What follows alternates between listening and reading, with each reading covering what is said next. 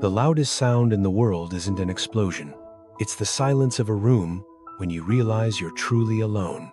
Continues. How to grow. Silas stands at the edge of the abandoned shipyard. The sun is setting, casting long skeletal shadows across the rusted hulls. For months he's been working in the shadows. No friends, no family, no applause. Just the wind and the ghost of the industrial age. Most people would call this a tragedy. They see the empty chairs and the unread messages as a sign of failure. But for Silas, this silence is a filter. It strips away the noise, the opinions, and the fake expectations of others. He feels the success mindset truth settling in his bones. If you can't stand being alone with your thoughts, you'll never be able to lead them. He takes a breath, the cold air filling his lungs, and realizes the MAST doesn't need a forest to stand tall. It only needs a deep root. Humans are social animals. We are wired to crave the warmth of the pack. When Silas walks past the town's local diner, he sees the steam on the windows and hears the muffled laughter of people his age. For a split second, the ache returns. The hunger for belonging is a powerful force. It's the voice that whispers, just be like them. Fit in. Stop trying so hard. This is the wall every great mind must hit. We fear loneliness because we fear what we might find in the mirror when the social mask is removed. We fill our lives with noise, scrolling, talking, busy work, just to avoid the confrontation with our own soul. But Silas doesn't turn toward the diner. He turns back toward the darkness of his workshop. He knows that a success mindset isn't found in the comfort of the crowd, but in the courage to be an outsider. What happens to the brain? In solitude, science calls it social baseline theory. Normally, our brain offloads the cost of survival onto the people around us. When we are alone, the brain has to pay the full price. It feels harder, heavier, more dangerous. This is why most people quit when the support disappears. But for those with a success mindset, this high-cost state is where the real growth happens. Without a crowd to lean on, your neural pathways for self-reliance begin to thicken. You stop asking, "What do they think?" and start asking, "What is the truth?" Silas sits at his bench, the only sound the steady tick-tick-tick of a clock. He is training his brain to be its own source of energy. He is shifting his baseline from the outside world to his own inner core. Barnaby rests his head on Silas's boot, a silent anchor in a world of echoes. Silas begins to work on a complex navigation gear. It requires a level of precision that is impossible in a crowded room. In the silence, his senses sharpen. He hears the micro vibrations of the metal. He feels the microscopic resistance of the file. This is the gift of the solitary MAST. When you are alone, you can achieve deep flow, a state where the self disappears and only the work remains. A success mindset thrives here because there is no ego to feed, no one to impress. There is only the objective truth of the machine. Silas realizes that his loneliness isn't a wall, it's a door. It's the door to a level of mastery that the people in the diner will never understand. They have the laughter. He has the light. They have the company. He has the craft. He is no longer lonely. He is occupied by a vision. The price of greatness is often a table for one. But at that table, you find the feast of your own potential. CTA.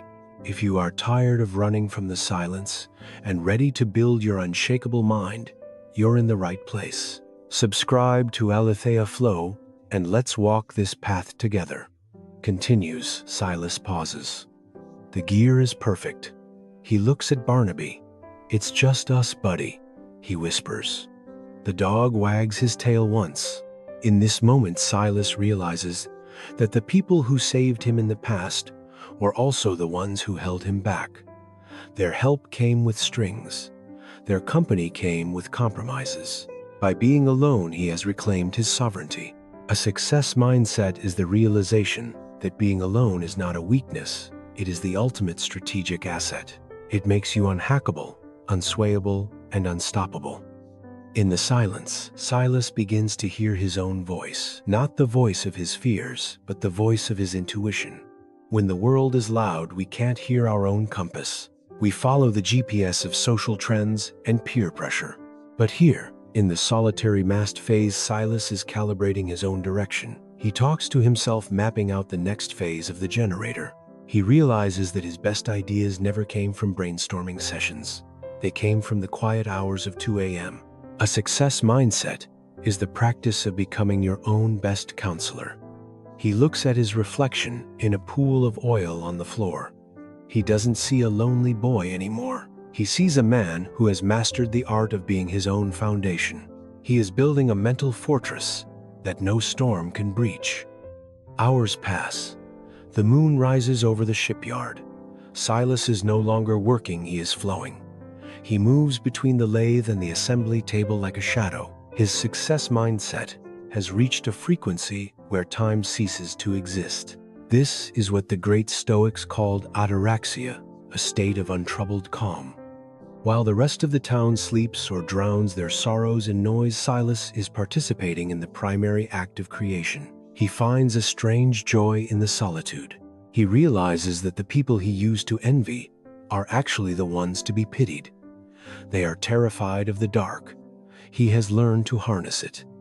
They are slaves to the pack. He is the master of the void. He is forging the mast, and in doing so, he is becoming unbendable. Suddenly, there's a knock at the heavy workshop door. It's Sterling, the successful businessman from the diner.